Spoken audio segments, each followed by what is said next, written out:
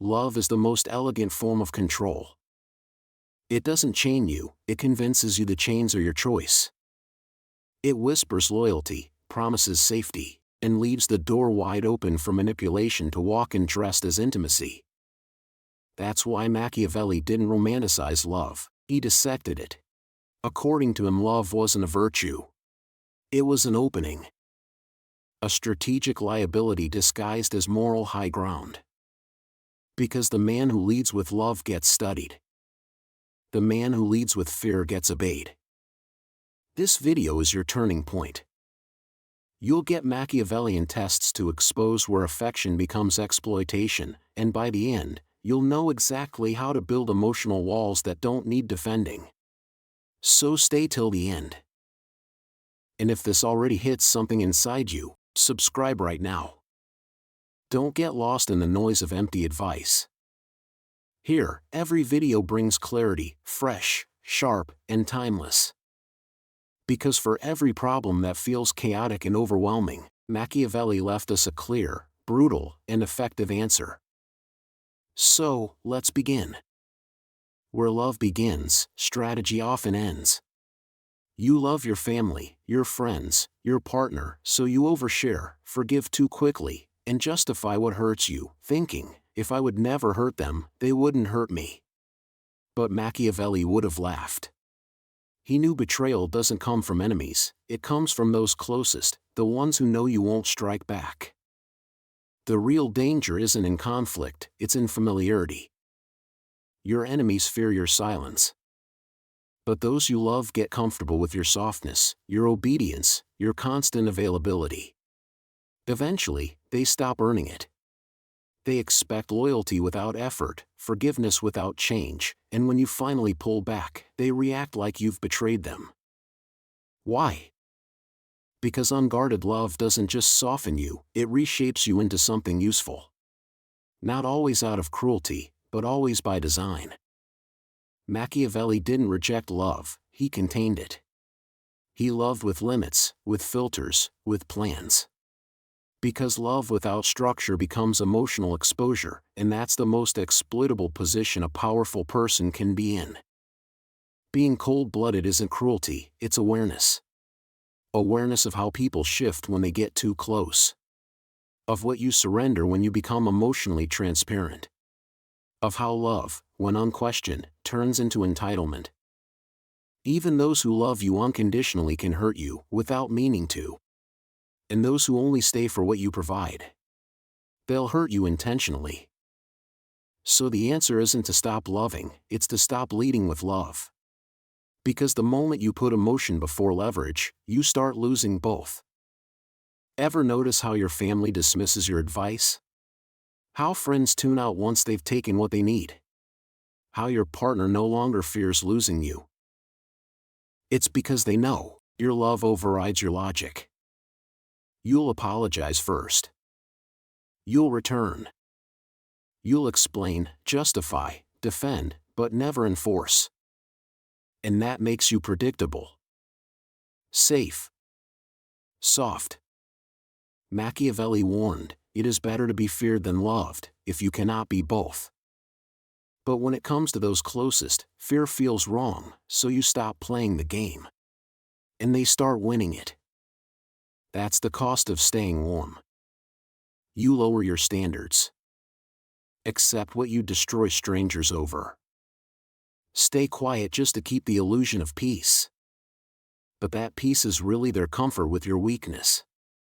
And once they get comfortable with it, they'll test it. Then push it. Then exploit it. You don't need to stop loving. You just need to love with boundaries sharp enough to bleed.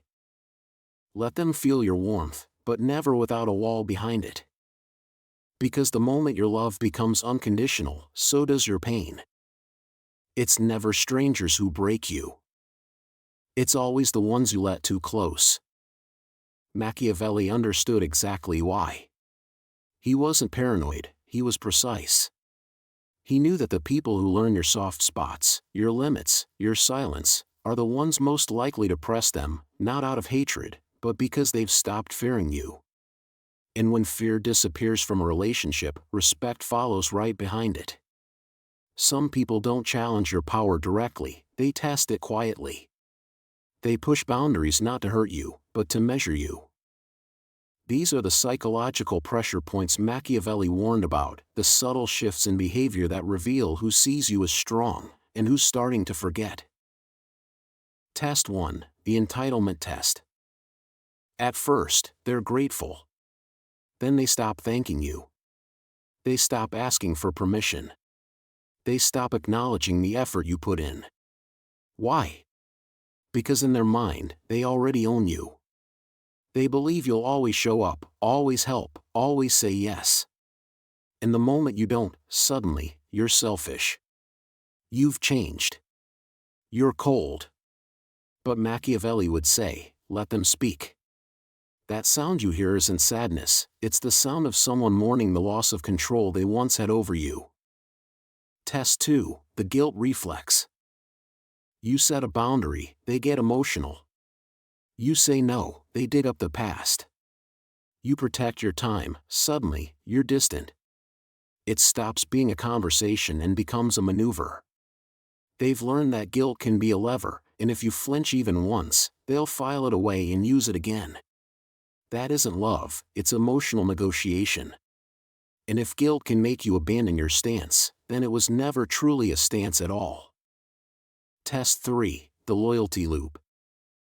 You've been loyal, consistent, supportive. But when you're the only one doing the work, your effort stops being appreciated and starts being expected. They stop checking in, stop showing up, and only reappear when it serves them. And when you finally pull away, they panic, not because they love you, but because they just lost their emotional insurance policy. Machiavelli would say, if your loyalty becomes predictable, it will be exploited long before it is appreciated. Test 4, just this once. This one is subtle and dangerous. It always starts small. Can you cover this? Can you cancel that? Can you let it go just this once? But the moment you say yes, it's no longer just once. You've proven you're flexible, and they'll keep bending you further. They learn that proximity to you gives them permission to bypass your values. That's not connection, it's pressure disguised as closeness. Test 5, the you're too harsh defense. You speak directly, they call you cold. You create space, you're accused of being stone-hearted. You stop tolerating disrespect, now you're heartless. This is how your strength gets flipped into guilt. But they don't miss your warmth, they miss the version of you that allowed bad behavior without consequence. That version is gone, and what they call cruelty is just clarity. Machiavelli would expect this and say, the closer someone stands to you, the more they expect you to absorb their chaos. And when you stop, they'll accuse you of changing. They'll call your evolution betrayal. Let them. Because the man who fears offending the people he loves will always be surrounded by those who love how easy it is to offend him. The solution? Stop proving you're good. You owe no one explanations for your boundaries. You don't need to justify your silence, defend your detachment, or apologize for outgrowing the emotional systems they depended on. You enforce, quietly, consistently, without flinching. Let them accuse. Let the tension rise. Because once they realize the old version of you is gone, they'll either evolve or leave. Either way, your position becomes stronger. Being cold-blooded doesn't mean being heartless. It means protecting your emotional power with precision, especially from those who assume you'll never use it. If you don't defend your center, you'll become the dumping ground for everyone else's chaos. Machiavelli didn't build walls to keep people out, he built filters to see who deserved to get in. And once inside, no one stayed without constant requalification. Let's talk about how to build emotional armor that doesn't crack under pressure. Rule number 1, don't explain your emotional distance. You don't owe anyone a reason for going quiet, needing space, or saying no. The more you explain, the more you invite negotiation. Machiavelli would say, to act without permission is to signal strength. So when they ask, "Why are you different?" don't explain. Say, "I've recalibrated," and leave it at that. Silence earns respect, or reveals who never had any. Rule number 2, set consequences, not conditions. Don't beg for better treatment. Don't say, "Please don't do that." Demonstrate, "When you cross the line, I disappear." You don't return when they panic. You return when you choose. Boundaries don't beg. They act. That's what makes them powerful. Rule number 3, don't negotiate through emotion. Once they know you react under pressure, they stop respecting your mind and start playing your emotions. Machiavelli wouldn't allow that, because once your emotional shield is pierced, they aim straight for your wounds. No emotional monologues. No impulsive returns. Silence becomes your leverage. Stillness becomes your stance. If they want access to your softness, they'll have to earn it. Rule 4, know what you tolerate, and never bend. Most people adjust boundaries based on guilt, fatigue, or familiarity. That's not compassion, it's emotional inflation. And it destroys your value. Set clear rules, no yelling. Distance stays until I end it. No forgiveness without change. And enforce them always. People don't test strength.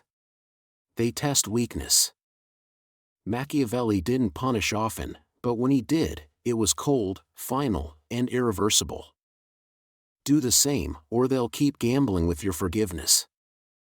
Rule 5, don't fear being called harsh. Most fold the moment they're labeled cold or heartless, even when they know they're being used. But Machiavelli feared being seen as easy, not cruel. Let them call you cold if it helps them cope.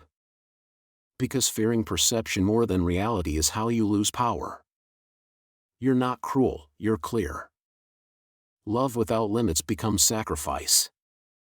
And sacrifice without recognition becomes slavery. This is where most people hesitate. They fear becoming cold, numb, unreachable, but that fear comes from confusion. Cold-blooded strategy isn't emotional disconnection, it's controlled emotion. Machiavelli didn't shut off his humanity, he mastered when and how to use it. Because in a world that punishes softness, feeling everything means giving up control. Cold-blooded doesn't mean unfeeling, it means choosing when to feel, and for whom. It starts with how you process pain. When disrespected, you don't react, you calculate. When lied to, you don't spiral, you observe. When someone pulls away, you don't chase, you assess. You stop asking, "Why did they do this to me?" and start asking, "What does this reveal about them?"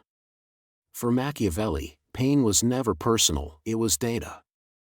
And nothing is more unsettling than silence, not rage, not revenge. Just quiet removal. No outburst, no warning, no second round. Power comes from timing, not impulse. That's why you build a strategic pain mindset. Every disappointment becomes intel.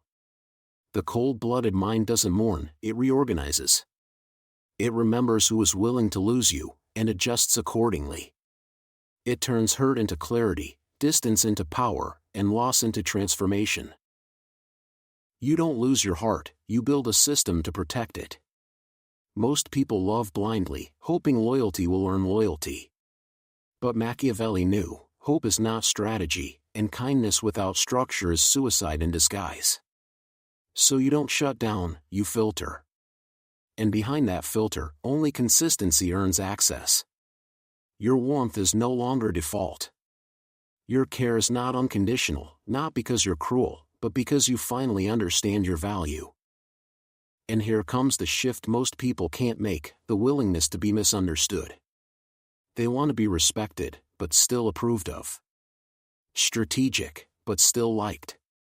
But if your growth depends on how well others receive it, you've already surrendered your freedom. You will be called cold. You will lose people who only love the version of you that was easy to use. Let them go. Their discomfort isn't your problem, it's just the pain of losing access to someone they could once manipulate. Being cold-blooded doesn't make you cruel. Being detached doesn't mean you don't feel. But that's exactly how they'll frame it the moment you stop overgiving, over-explaining, and over-bleeding. Suddenly, you're too much. Too clear. Too self-possessed. That's where most people break. They either stay soft and get used, or they go numb and lose themselves. But Machiavelli chose neither. He walked the middle path, the path of strategic empathy. So how do you stay powerful without turning into what they accuse you of? How do you protect your edge without losing your humanity? It begins with intention. You don't set boundaries to punish, you set them to protect.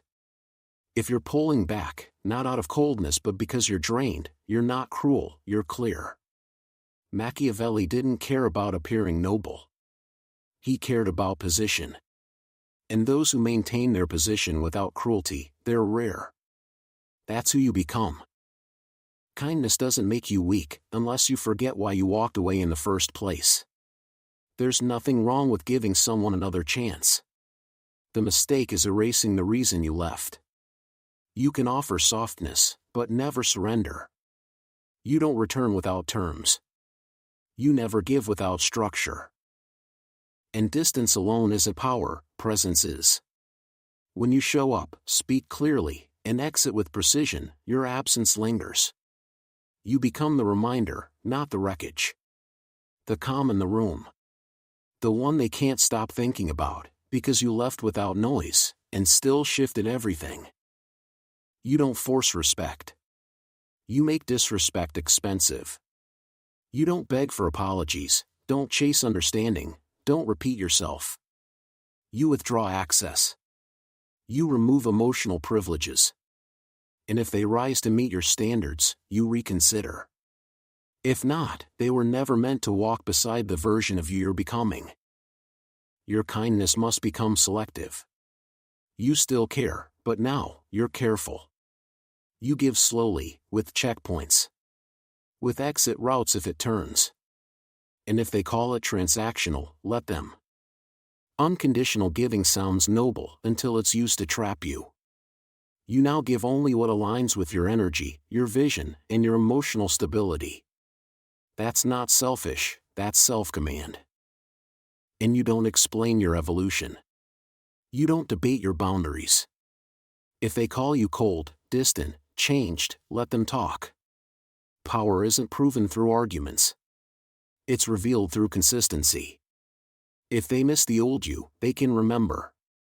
But they don't get access to the upgraded version until they prove they've grown too. Balance isn't softness. It's not being neutral. It's being exact. You reflect people back to themselves with precision. You offer warmth only when earned. And you remain calm, no matter who throws the first punch. That's Machiavellian empathy, strategic, conditional, and unshaken. You've seen the patterns. You've learned the rules. You've outgrown the version of yourself that was too soft to survive. The final shift isn't mindset, it's lifestyle. Machiavelli didn't theorize power, he became it. And if you want to stay cold-blooded in a world that demands emotional servitude, you'll need something most people never build: rules, rituals, and repetition. Because real boundaries don't get spoken, they get lived. But insight isn't enough. Once you understand the game, you have to change how you move through it. Because cold-blooded isn't just a mindset, it's a lifestyle. And power, in Machiavellian terms, isn't maintained by words. It's maintained through practices, repeated until they no longer look like strategy, they look like who you are. The first practice is silence in motion.